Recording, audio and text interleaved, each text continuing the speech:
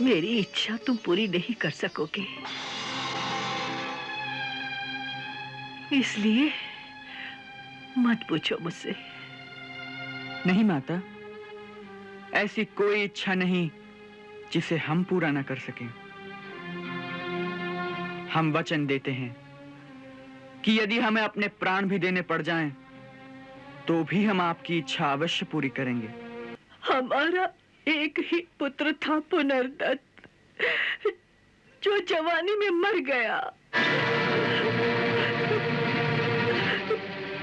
तुम तुम मेरे पुत्र को वापस ला कर दे सकते हो।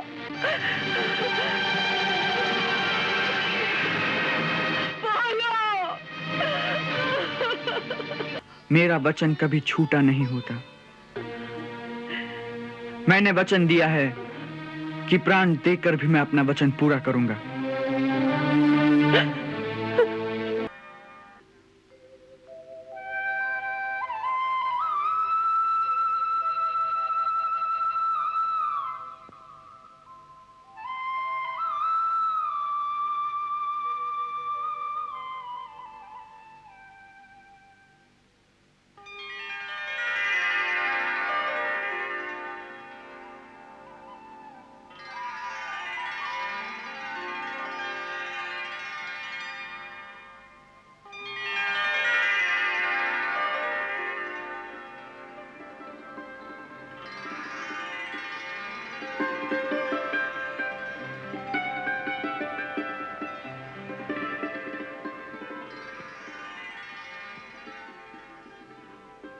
गुरुदेव, गुरु अपने शिष्यों को जो विद्या का दान देता है, शिष्य उसका ऋण कई जन्मों में भी नहीं चुका सकता।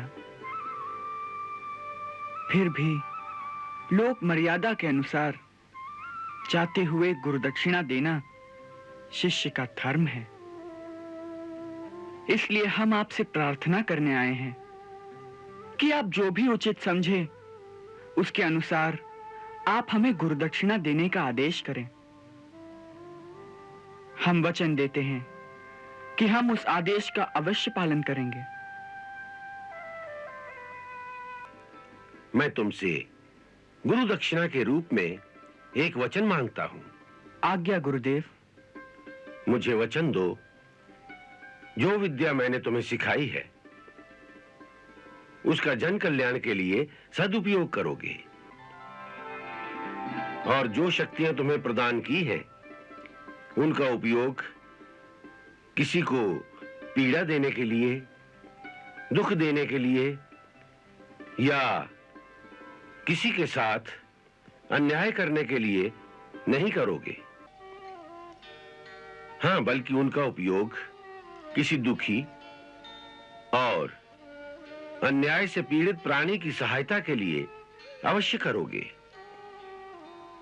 जहां किसी आतताई को, किसी अत्याचारी को देखोगे, उसका नाश करने के लिए इन शक्तियों का प्रयोग अवश्य करोगे। मुझे वचन दो, बस मेरी यही गुरुदक्षिणा है।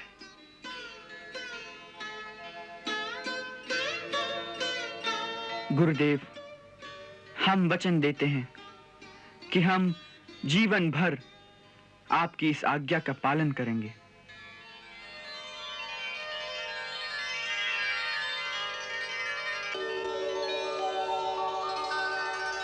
इतने दिनों आपने हमें अपनी ममता के आंचल की छाया में आश्रय दिया,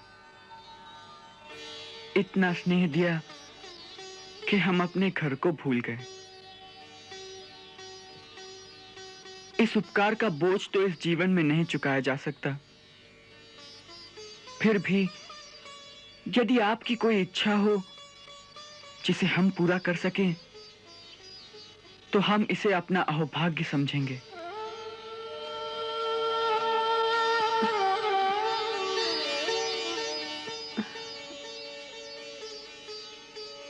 मेरी इच्छा तुम पूरी नहीं कर सकोगे, इसलिए मत पूछो मुझसे। नहीं माता, ऐसी कोई इच्छा नहीं जिसे हम पूरा न कर सकें।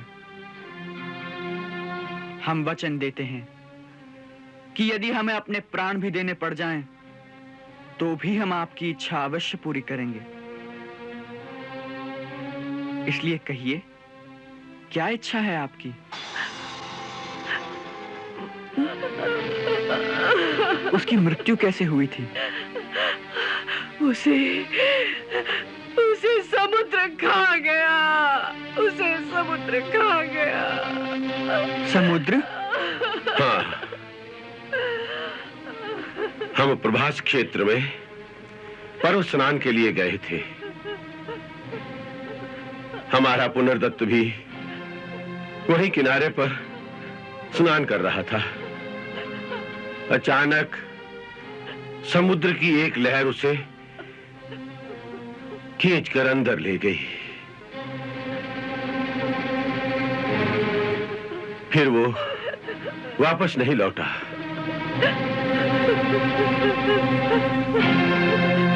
बस तभी से हम दोनों पुत्र शोक की ज्वाला में चुपचाप यूं ही जल रहे हैं। मेरा तो कुल ही नष्ट हो गया है।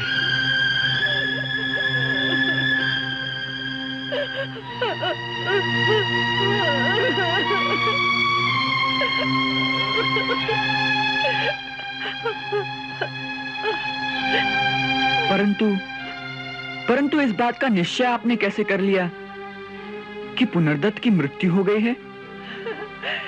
जिसे समुद्र खाएगा, फिर क्या वो जीवित रहेगा? हो सकता है।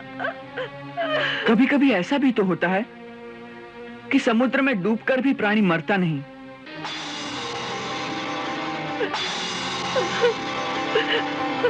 बेहोशी की अवस्था में लहरों में बहता हुआ वो किसी दूसरे किनारे पर पहुंच जाता है।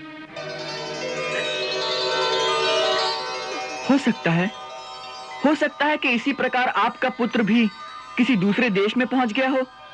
मैं भी परसों से इसी भुलावे में थी, पर मैं मां हूं ना। अपने पुत्र की मृत्यु पर विश्वास करना बड़ा कठिन होता है, बड़ा कठिन होता है।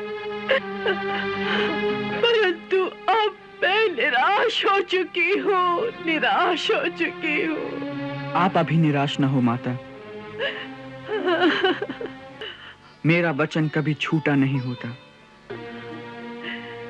मैंने वचन दिया है कि प्राण देकर भी मैं अपना वचन पूरा करूंगा।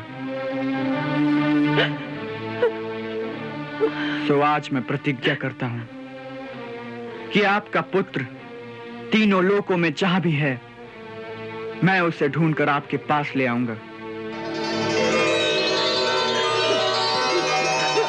और तभी मैं अपने आप को आचार्य ऋण और गुरु दक्षिणा के उत्तरदायित्व से मुक्त समझूंगा।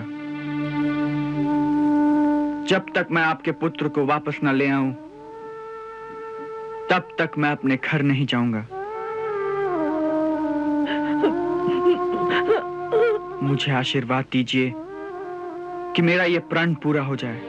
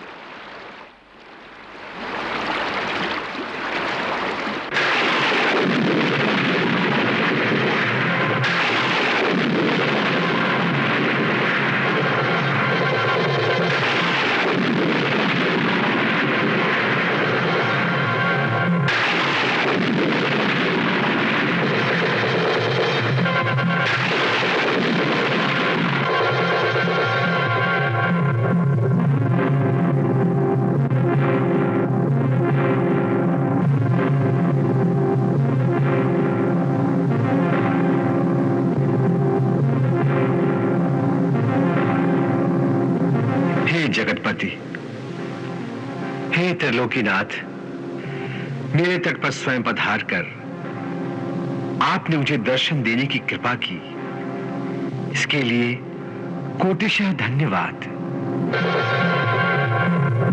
कहिए, इस सेवक के लिए क्या आज्ञा है? हे रत्नाकर, हमारे गुरु महात्मा सांदीपनि का पुत्र पुनर्दत्त तुम्हारे इस प्रभास क्षेत्र में पर्व स्नान के लिए आया था। यहां से तुम्हारी लहरें उसे बहा कर ले गई। हमारी आज्ञा है कि पुनर्दत्त जहां भी है उसे तत्काल लाकर हमें वापस कर दो। प्रभु, पुनर्दत्त मेरे पास नहीं है। तो फिर कहां है?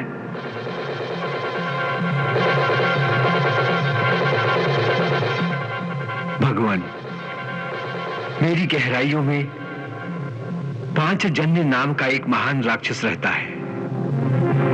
यह उसी महादैत्य का काम हो सकता है, क्योंकि वो प्रायः तट पर स्नान करने वालों को खींचकर समुद्र में ले जाता है और उन्हें खा जाता है। पुनर्दत्त को भी वही खा गया होगा।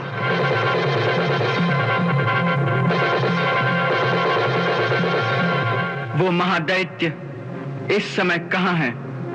इस समय वो समुद्र तल पर पड़े हुए एक छोटे से शंख के अंदर छिपकर विश्राम कर रहा है। छोटे से शंख के अंदर? जी, वो मायावी राक्षस अपने शरीर को छोटा करके उस शंख के अंदर चला जाता है। वही उसका निवास स्थान है। तो चलो, मुझे वहां तक ले चलो। ठहरो दो भैया, मैं भी साथ चलता हूं।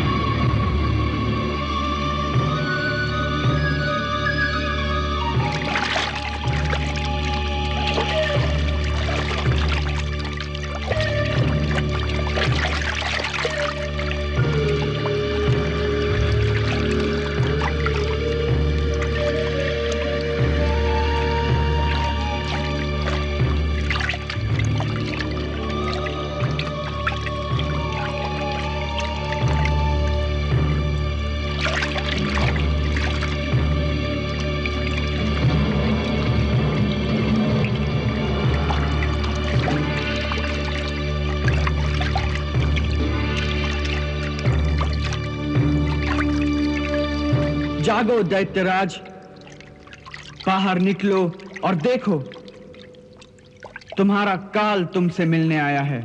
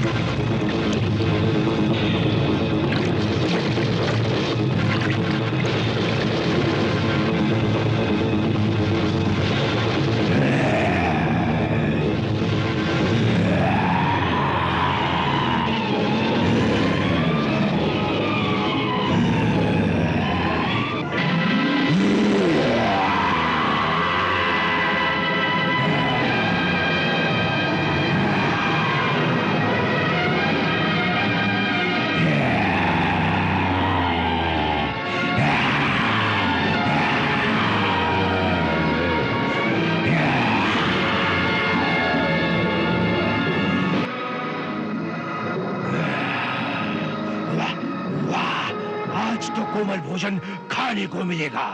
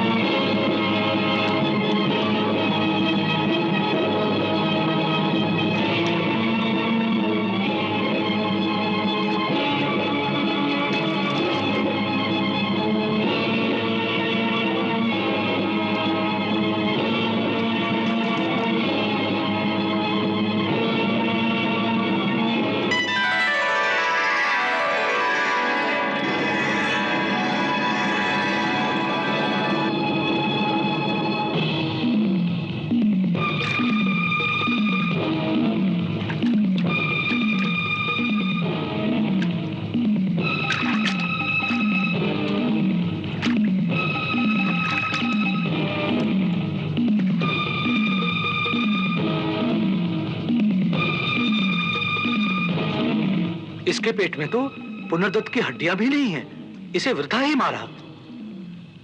वृथा नहीं, वास्तव में इसके उद्धार का समय आ गया था। तो फिर अब क्या? कुछ नहीं, अब यमराज की राजधानी संयमनी में चलते हैं। वही पुनर्दत्त को ढूंढ सकते हैं। हाँ, चलो।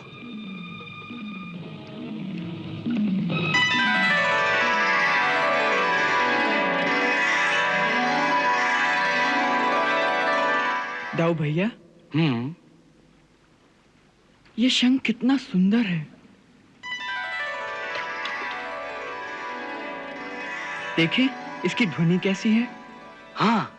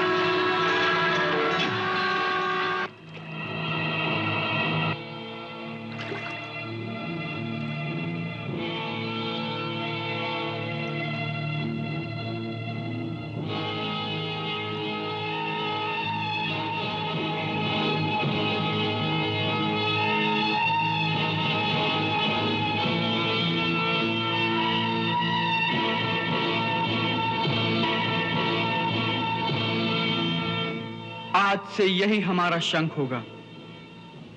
प्रत्येक युद्ध में इसी के साथ हम युद्ध घोष करेंगे। इसका नाम पांचजन्य शंख होगा और जहां भी ये शंख बजेगा वहां धर्म की विजय होगी।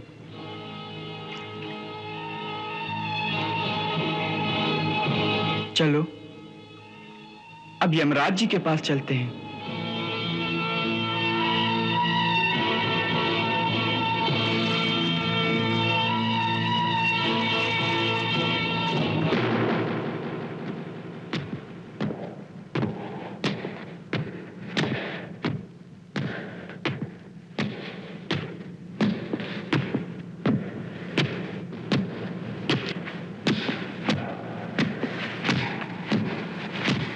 ये किसके पदचाप की ध्वनि है चित्रगुप्त?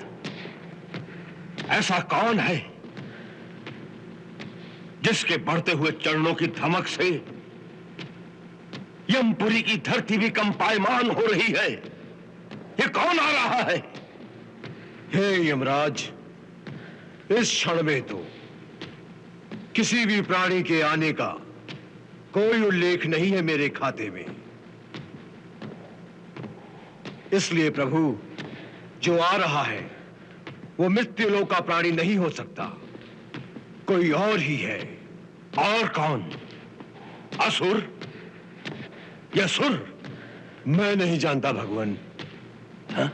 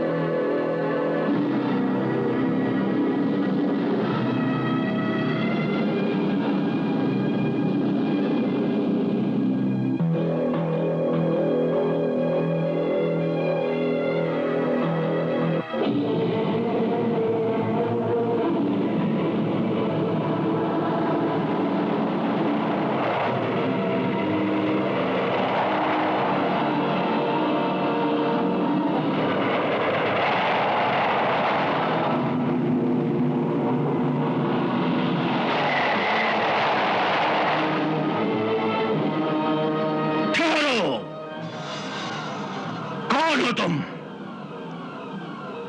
जो यमदूत तुम्हें यहां लाया है वो कहां है? हमें कोई यमदूत नहीं लाया, हम स्वयं आए हैं। स्वयं आए हो? ये कैसे हो सकता है?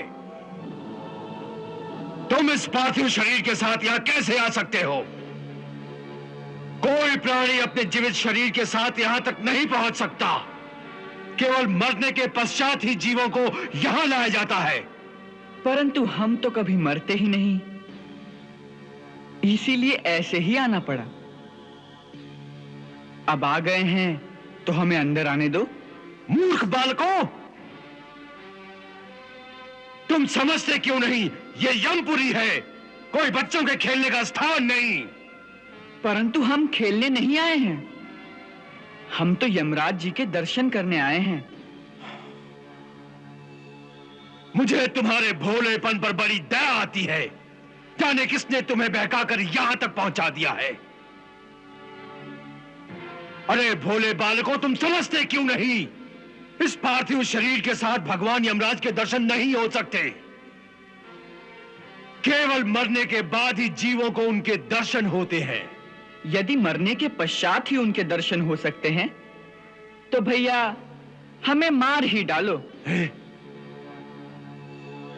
परंतु हम तुम्हें नहीं मार सकते। क्यों? क्योंकि कोई भी किसी भी प्राणी की मृत्यु अपनी इच्छा से जब चाहे नहीं कर सकता। हर प्राणी की मृत्यु का समय निश्चित होता है, और जब वो निश्चित समय आता है तभी काल भगवान की आज्ञा से यमदूत उस प्राणी के प्राण हर लेते हैं। इससे पहले तो यमदूत भी उसे नहीं मार सकते। फिर तो समस्या बड़ी गंभीर हो गई। तुम हमें मार नहीं सकते और मरे बिना हम अंदर नहीं जा सकते। तो एक काम करो, यदि हम अंदर नहीं जा सकते तो यमराज जी से कहो कि वे ही बाहर आ जाएं, क्योंकि हमारा उनसे मिलना परम आवश्यक है। कैसी असंभव बातें कर रहे हो? उन्हें कैसे बुला सकते हैं? तो आप नहीं बुला सकते उन्हें? नहीं। तो यदि आज्ञा हो तो हम उन्हें बुला ले। बुला लो, यदि बुला सकते हो तो।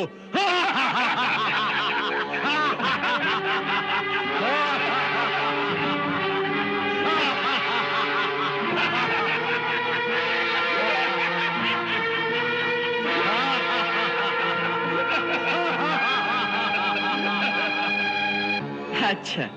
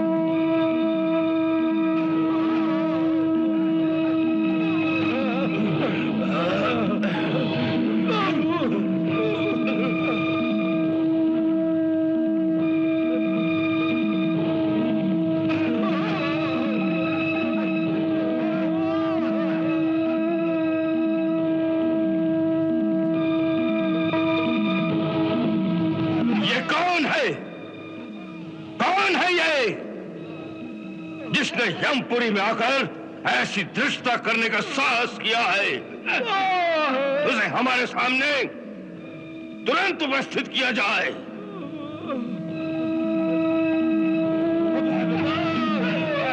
क्षमा करें प्रभु। तरुण अवस्था के दो दंड बालक जाने किस प्रकार अपने पार्थिव शरीर के साथ यमपुरी के मुख्य द्वार पर पहुंच गए हैं। वो हट कर रहे हैं कि आप स्वयं चलकर उन्हें दर्शन दें। मना करने के बाद उन्होंने किसी मायावी शंख को इस प्रकार फूंकना शुरू किया प्रभु कि जिससे यमपुरी के मुख्य द्वार से लेकर महलों तक सारे मकान हिलने लगे हैं प्रभु, हिलने लगे हैं।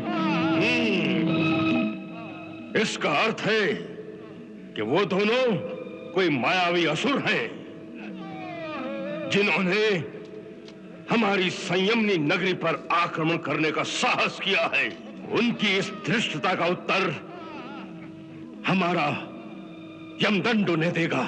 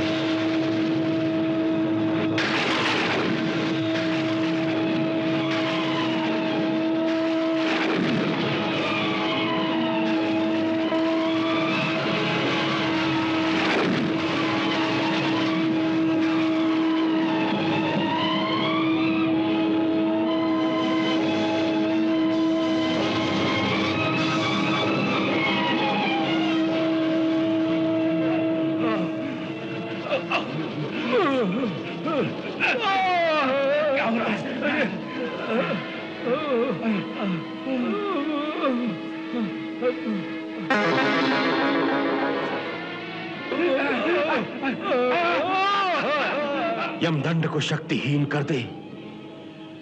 तीनों लोक में ऐसा कौन है? उसे तो स्वयं चलकर देखना पड़ेगा।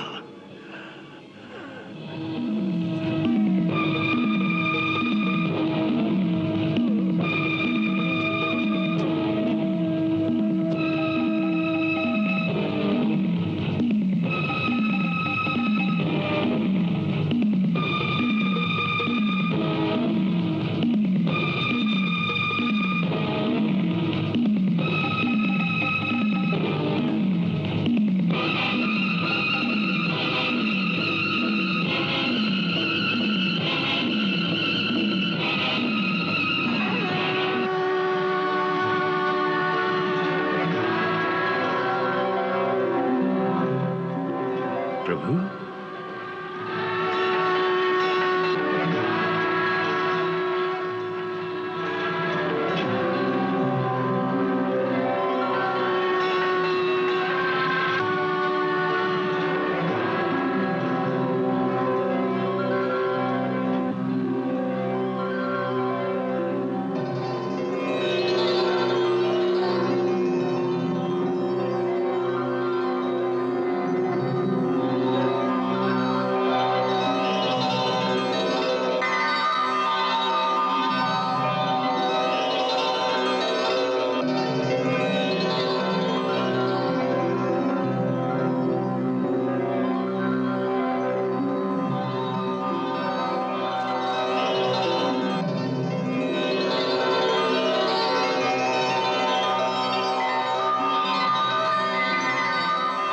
हे त्रिलोकपति, हे जगत पिता, अपने दास की भूल को क्षमा करके इस अकिंचन का नमन स्वीकार करें।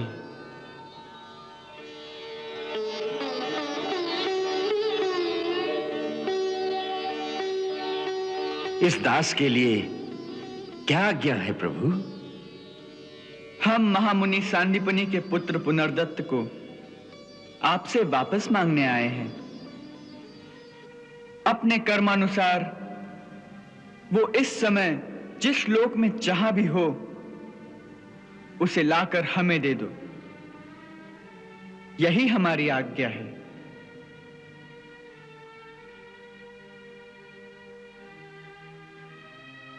हे सर्वशक्तिमान, हमारे पास सभी प्राणी जीवात्मा के ही रूप में आते हैं। मैं उन्हें उसी रूप में वापस कर सकता हूं, परंतु उन्हें पार्थिव शरीर प्रदान करने की शक्ति मुझ में नहीं है प्रभु। उसकी चिंता तुम न करो, तुम हमें वो जीवात्मा ही लौटा दो।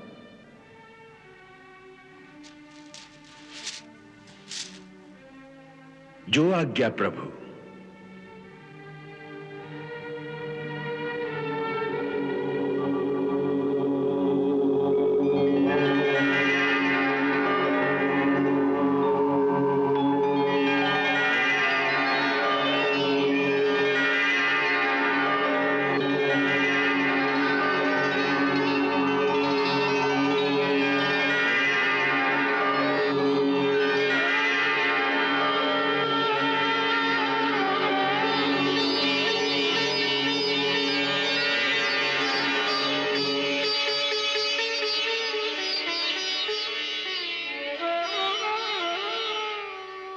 हे महात्मा, हम तुम्हारी कर्मनिष्ठा से अति प्रसन्न हैं।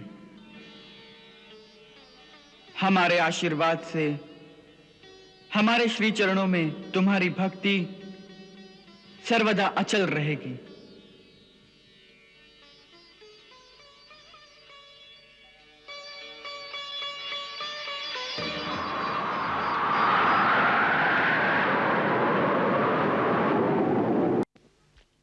गुरु माता, गुरु माता, गुरु माता, क्या है सुदामा? गुरु माता, गुरु माता, कृष्ण आ गया है। कृष्ण आ गया है? हाँ गुरु माता, उसके साथ आपका पुत्र पुनर्दत्त भी आ गया है। क्या मेरा पुनर्दत्त आ गया है? क्या? हा? क्या कहा? पुनर्दत्त आ गया है? हाँ गुरुदेव, कृष्ण और बलराम के साथ आपका पुत्र भी आया है। हा? वो देखिए।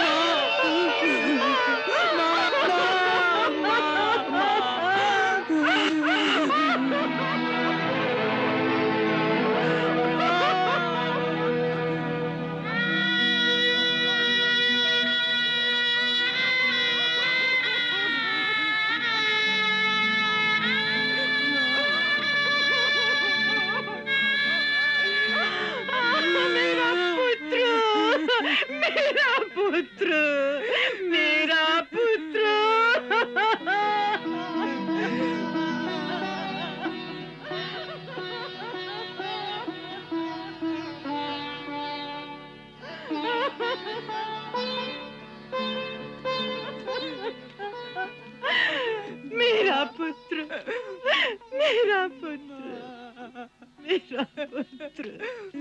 बाबा,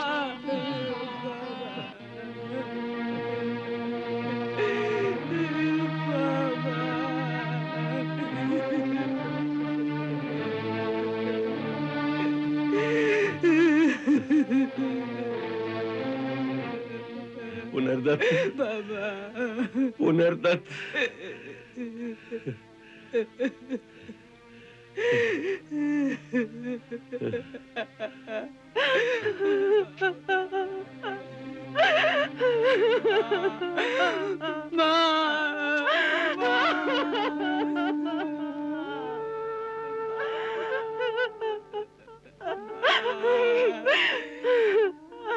तू कहाँ चला गया था?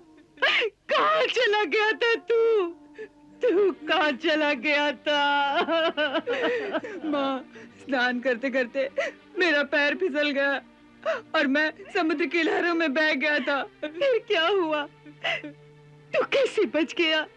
मुझे कुछ याद नहीं रहा, शायद मैं बेहोश हो गया था। फिर मैं लहरों में बहते बहते कहाँ पहुंच गया, मुझे कुछ याद नहीं। बस इतना ही याद है कि आंखों के सामने कभी अंधेरा कभी उजाला चाहता रहा। बेहोशी में मुझे कुछ समझ नहीं आ रहा था। जब होश आया तो इन दोनों को देखा। ये लोग मुझे कुछ औषधि पिला रहे थे। इन्होंने कहा तुम्हारे माता पिता नहीं तुम्हें ढूंढने के लिए हमें भेजा।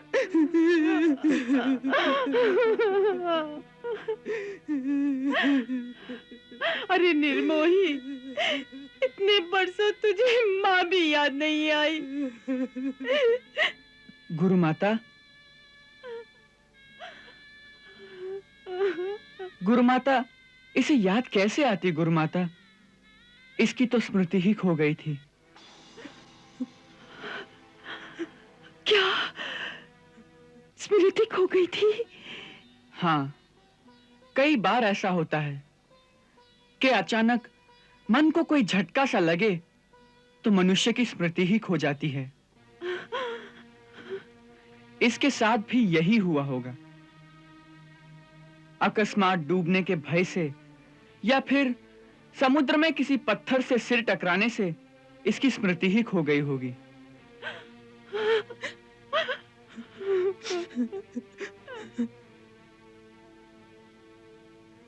पर तुम लोगों को ये कैसे मिला?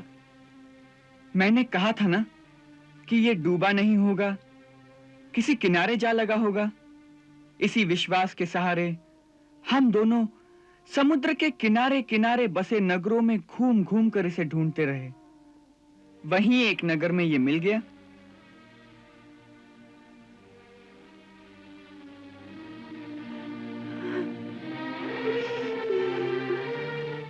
एक काला सा आदमी था जिसके पास एक काला भैंसा था। उसी के आंगन में ये रहता था।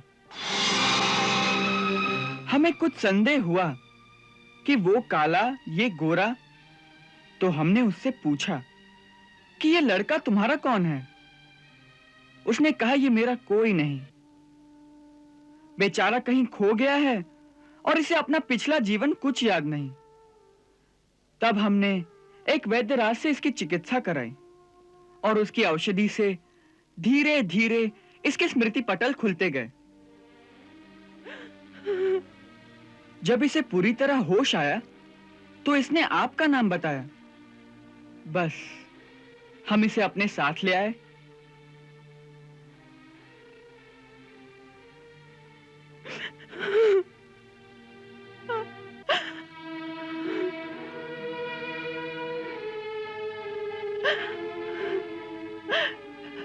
कृष्ण वत्स, मैं नहीं जानती कि तुम्हारे उपकार का बदला कितने जन्मों में चुका पाऊंगी, परंतु तुमने मुझे नया जीवन दिया है। उसके बदले में एक ब्राह्मण स्त्री सिवाय आशीर्वाद के तुम्हें और क्या दे सकती है? आज मैं तुम्हें आशीर्वाद देती हूँ कि जब तक तुम्हारी माता जीवित रहे तब तक तुम्हारा और तुम्हारी माता का ऐसा विछोह कभी ना हो जैसा कि मेरा और पुनर्दत्त का हुआ।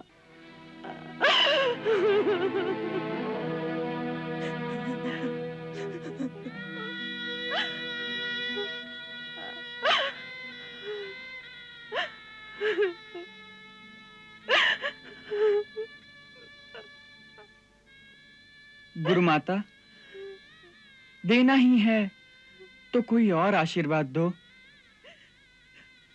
ये आशीर्वाद मुझे नहीं फलेगा माता। क्यों? क्या तुम्हारी माता जीवित नहीं है? हैं, बल्कि एक नहीं दो माताएं जीवित हैं। क्या दो माताएं? हाँ गुरु माता, एक ने मुझे जन्म दिया और दूसरी ने अब तक मुझे पाला। मेरे लिए तो दोनों ही मेरी माताएं हैं। इसलिए एक के पास रहता हूं तो दूसरी से बिछोह हो जाता है और दूसरी के पास रहता हूं तो पहली से बिछोह हो जाता है। इसीलिए मैंने कहा कि कोई और आशीर्वाद दो माता। अच्छा तो सुनो, यदि मैंने जीवन भर एकाग्रचित होकर अनन्य भाव से अपने पति की सेवा की है तो आज आज मैं अपनी पति भक्ति का सारा फल तुम्हें प्रदान करती हूँ। और ये आशीर्वाद देती हूँ कि जिस प्रकार तुमने मेरा दुख दूर किया है, उसी प्रकार सारे संसार के दुखियों का दुख दूर करने की शक्ति भगवान तुम्हें प्रदान करे, जिससे जिससे ये सारा संसार तुम्हारी पूजा करे और तुम्हारी जय जयकार करे, और तुम्हारी जय जयकार करे, और तुम्हारी जय जयकार करे वत्स।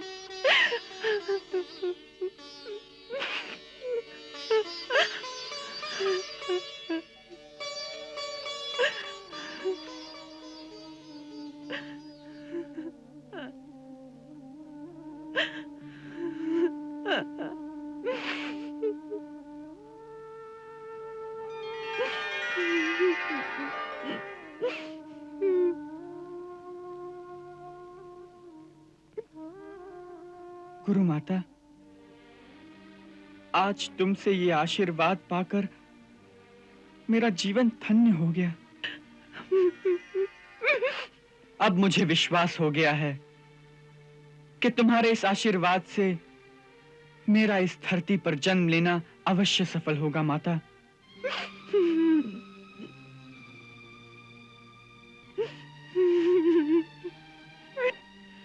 ऐसा कहना तुम्हारी विनम्रता है कृष्ण, क्योंकि आज तुमने इस मृत बालक को जीवन दान देकर जो ये चमत्कारी कार्य किया है, उससे मेरा विश्वास और भी दृढ़ हो गया है कि तुम कोई संसारी मानव नहीं हो, कोई देव पुरुष हो, जिसे किसी भूल के कारण अथवा किसी श्राप के कारण इस संसार में आना पड़ गया है। हम दोनों पर जो तुमने ये महान उपकार किया है, इसका पूरा बदला तो मैं नहीं चुका सकता, परंतु आज मैं अपने इष्ट देव भगवान शिव के सामने ये प्रार्थना करता हूं कि आज तक मैंने जो निश्चल मन से उनकी उपासना की, उसका सारा फल तुम्हें प्रदान करें। और यदि तुम पर किसी श्राप की छाया है, तो उसका सारा दंड मुझे दिया जाए। मैं प्रसन्नता से उसे स्वीकार करूंगा।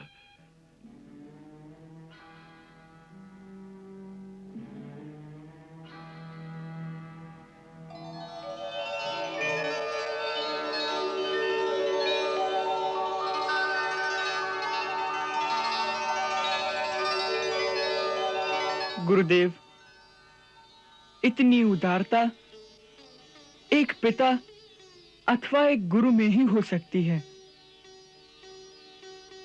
इसीलिए दोनों एक समान हैं। ऐसे उदार गुरु का शिष्य होना मेरे इस जीवन की सबसे बड़ी उपलब्धि रहेगी गुरुदेव, सबसे बड़ी उपलब्धि रहेगी।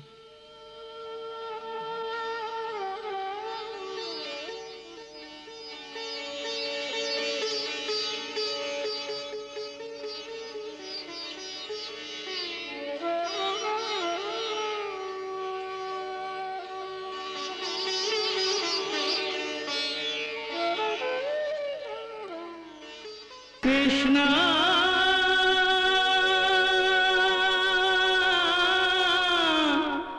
कृष्णा